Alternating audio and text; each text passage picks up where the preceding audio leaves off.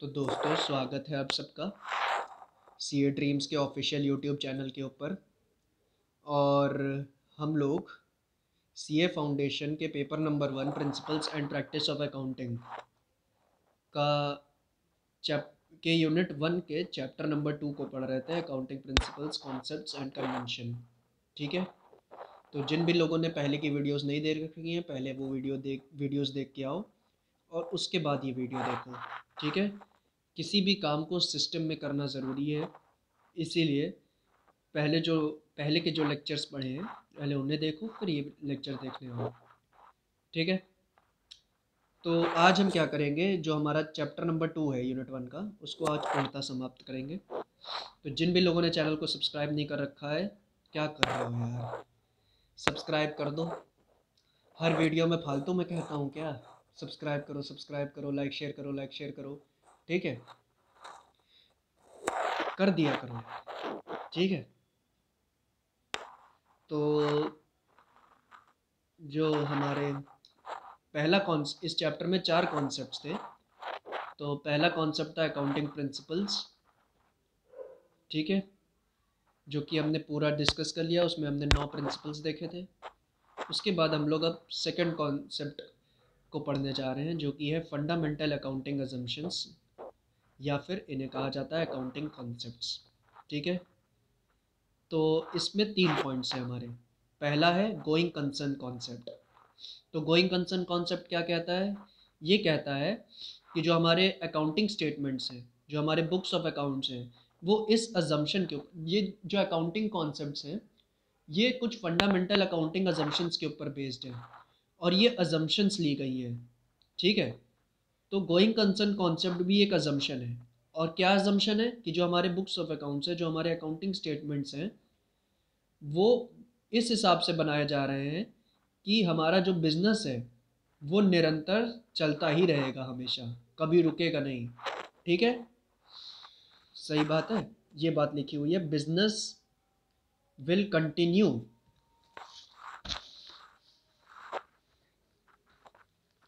It's activities in the near future. ठीक है, तो बिजनेस निरंतर अपनी एक्टिविटीज नियर फ्यूचर में करता रहेगा। सही बात है, तो इसी हिसाब से ये अजम्पशन ली जाती है कि जब भी कोई व्यक्ति बिजनेस में एसेट्स खरीदता है, ठीक है, तो इस हिसाब से खरीदता है वो उसको दोबारा कभी बेचेगा नहीं। कि एसेट्स रीसेल पर्पस के लिए नहीं खरीदी जा रही हैं। गुड्स रीसेल पर्पस के लिए खरीदे जाते हैं, लेकिन एसेट्स रीसेल पर्पस के लिए नहीं खरीदी जाती हैं। ठीक है, तो इस अजम्पशन, ये जो असम्पशन है अकाउंटिंग कॉन्सेप्ट, जो ये है आपका गोइंग कंसर्न, इसमें क्या अजम्पशन ली गई है कि बिजनेस हैज़ इनडेफिनेटली, मतलब इनडेफिनेटली मतलब लंबे वक्त तक, लंबी लाइफ है। हर बिजनेस की एक लंबे पीरियड की लाइफ होती है। ठीक है, बहुत लंबा चलेगा बिजनेस इस हिसाब से। ठीक है, तो जाहिर सी बात है दोस्तों कि कोई भी बिज़नेस हम खड़ा करते हैं तो कभी ये मान के नहीं खड़ा करते हैं कि इसको 2 साल बाद या 4 साल बाद बंद कर देंगे। हम यही मान के चलते हैं कि यार अब लंबा खींचना है इस बिज़नेस को, ज़िंदगी भर चलाएंगे इसको, पीढ़ी दर पीढ़ी बैठ के खाएंगे। ठीक है, तो ये जो नॉर्मल अजम्पशन हर आदमी बिज़नेस खड़ा करते वक्त सोचता है, तो उसी को एक कॉन्सेप्ट का नाम दे दिया गोइंग कंसर्न कॉन्सेप्ट। सही बात है। चलिए सेकंड कॉन्सेप्ट पढ़ते हैं, अक्रूवल कॉन्सेप्ट। ठीक है, अक्रूवल कॉन्सेप्ट आपका ये कहता है कि जो हमारे बुक्स ऑफ अकाउंट्स है, उसमें आप जो भी ट्रांजैक्शंस रिकॉर्ड करेंगे वो एज़ पर कैश नहीं रिकॉर्ड करेंगे। यानी अगर आप कोई भी खर्चा करते हैं तो वो जब आपने एक्चुअल कैश पे किया है तब उसको रिकॉर्ड नहीं करेंगे, बल्कि जब वो खर्चा एक्चुअल में अक्रू हुआ है, यानी एक्चुअल में आपने इनकर किया है, तब रिकॉर्ड करेंगे। ठीक है, और जब भी आप कोई भी इनकम अर्न करते हैं तो तब उसको रिकॉर्ड नहीं करेंगे जब आपने एक्चुअल में कैश रिसीव किया है, बल्कि तब रिकॉर्ड करेंगे जब आपने उसको एक्चुअल में अर्न किया है। ये बात समझ में नहीं आई, तो इसको समझते हैं पहले।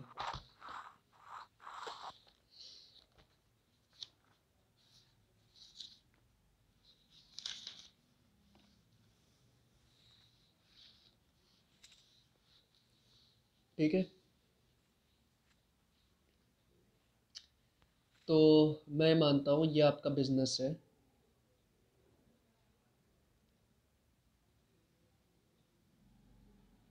ठीक है। और ये बंदा क्या है, ये बंदा आपका सप्लायर है जो आपको गुड्स सप्लाई करता है। गुड्स मतलब वो माल जिसको बेच के आप पैसा कमाएंगे। तो ये बंदा आपको गुड्स सप्लाई करता है। मान लो इसने आपको 40,000 रुपये के गुड्स दिए। ठीक है। और आपने इसको तुरंत कैश दे दिया। ठीक है। और ये कब हुआ है, ये हुआ है 6 जून 2021 को। तो इस ट्रांजैक्शन को कब रिकॉर्ड किया जाएगा, 6 जून 2021 को। ठीक है। क्योंकि तुरंत ट्रांजैक्शन हुआ, 40,000 के गुड्स लिए, तुरंत 40,000 दे दिए। मामला रफा दफा, 6 जून को रिकॉर्ड करके काम ख़त्म करो। ठीक है। इसमें दूसरी अजम्पशन लेते हैं एक और। ये बिज़नेस है और ये कौन है, ये आपका कस्टमर है। ठीक है।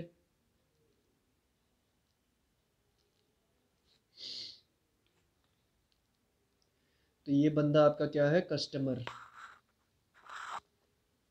कस्टमर्स क्या करते हैं, हमसे सामान ख़रीदते हैं। तो हमने क्या किया, इसको 20,000 रुपये का सामान बेचा है। ठीक है। और 20,000 रुपये का सामान बेचा और इसने हमें तुरंत कैश में पेमेंट कर दी। और ये कब हुआ है, ये हुआ है 7 जनवरी 2021 को। तो इस ट्रांजैक्शन को कब रिकॉर्ड किया जाएगा, तुरंत 7 जनवरी 2021 को ही। ठीक है। क्योंकि इसने 20,000 का सामान लिया, तुरंत कैश दे दिया 7 जनवरी को ही, तो तुरंत उसको उसी समय रिकॉर्ड कर लूँगा। ठीक है। लेकिन अब चलो थोड़ी सी डिफरेंट अजम्पशन लेते हैं कि ये बिज़नेस है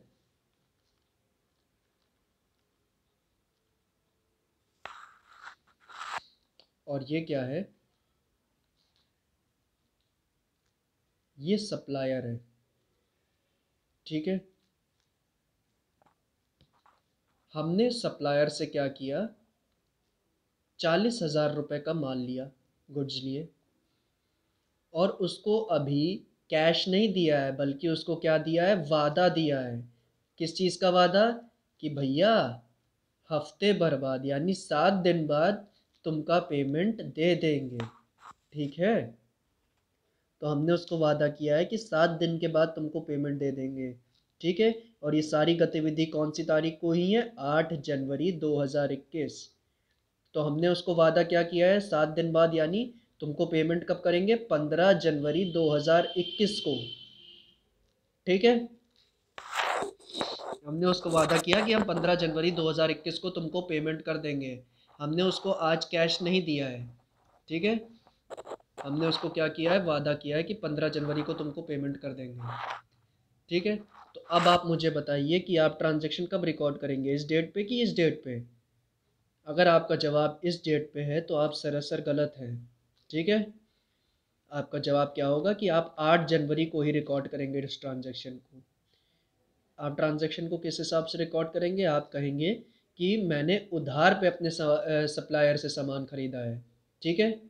तो आप उसको एक उधार का ट्रांजैक्शन यानी क्रेडिट ट्रांजैक्शन मान के रिकॉर्ड करेंगे। ठीक है। ट्रांजैक्शन दो प्रकार के हो सकते हैं, कैश क्रेडिट। फर्स्ट वीडियो में हमने देखा था, जो लोग फर्स्ट वीडियो देख के आ रहे हैं उनको ये पता होगा। और जो लोग डायरेक्ट यहाँ पे आ गए हैं, भगवान फिर जाने भाई क्या होगा। ठीक। तो ये क्या है, क्रेडिट ट्रांजैक्शन है ना। तो क्रेडिट ट्रांजैक्शन जिस दिन अकर किया है उस दिन ये ट्रांजैक्शन रिकॉर्ड होगा। ठीक है। तो 8 जनवरी को हम इसको क्रेडिट ट्रांजैक्शन मानते हुए रिकॉर्ड करेंगे।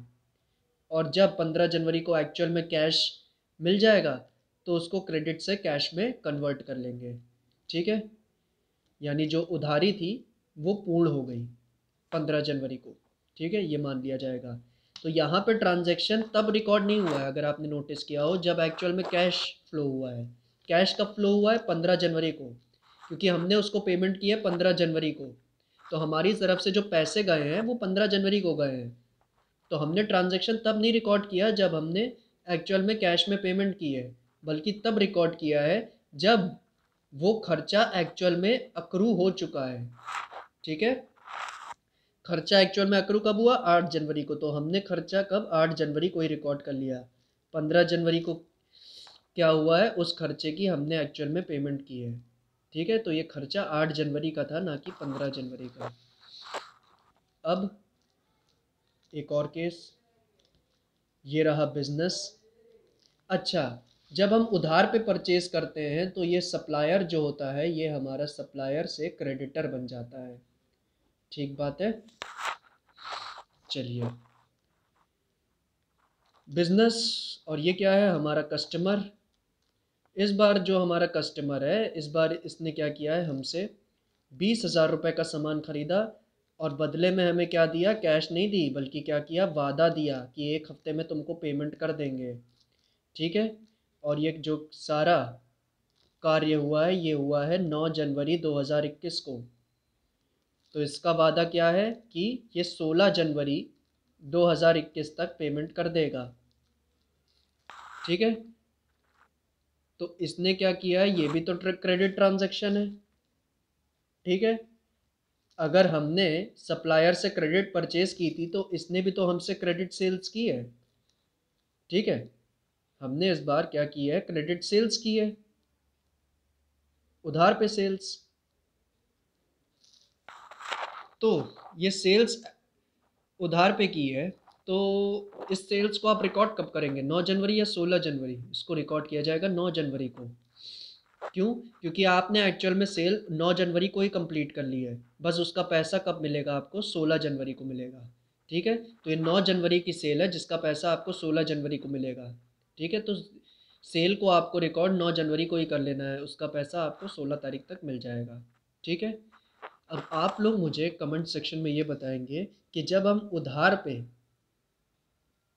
सेल करते हैं अपने कस्टमर को, तो कस्टमर को क्या कहा जाता है? ये पिछली वीडियो में हम लोगों ने डिस्कस किया था ना, तो ज़रा बताइएगा कि उधार पे जब हम सेल करते हैं अपने कस्टमर को गुड्स, तो कस्टमर को क्या कहा जाता है?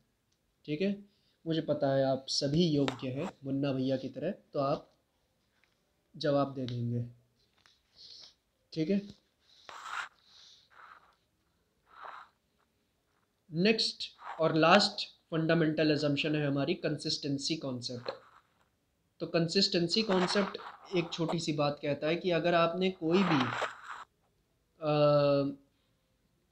अकाउंटिंग पॉलिसी लगाई है बिजनेस में, तो उसको कंसिस्टेंटली हर साल लगाइए। यानी 2017 में जो पॉलिसी लगाई है, तो उसको 2018 में भी लगाइए, 19 में भी लगाइए, 20 में भी लगाइए। ठीक है, जैसे स्टॉक को वैल्यू करने के कई मेथड्स होते हैं, LIFO, FIFO, weighted average, average. तो अगर आपने फॉर एग्जांपल लीफो यूज़ किया है तो हर साल लीफो ही लगाइए, कभी उस मेथड को चेंज मत करिए। डेप्रिसिएशन, जब जो हमारा डेप्रिसिएशन होता है, डेप्रिसिएशन का मतलब होता है जो फिक्स्ड एसेट की वैल्यू हर साल कम होती है, तो उसको हम डेप्रिसिएशन कहते हैं। तो डेप्रिसिएशन को वैल्यू करने के भी कई मेथड्स होते हैं, SLM, WDV, machine hour rate method, depletion method. तो फॉर एग्जांपल आपने एसएलएम मेथड लगाया है तो हर साल एसएलएम मेथड ही लगाइए, कभी मेथड को चेंज मत करिए। ठीक है, लेकिन 3 केसेस में मेथड चेंज करना अलाउड है।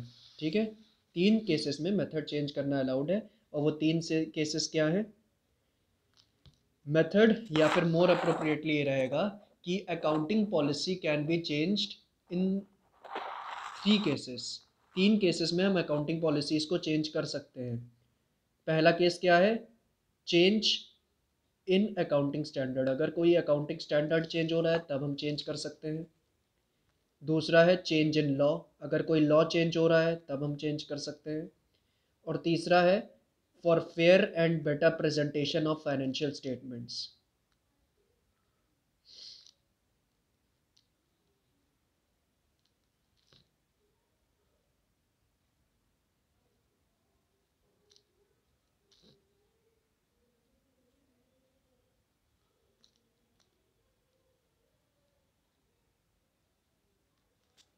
ठीक है, चलिए, योग्य है।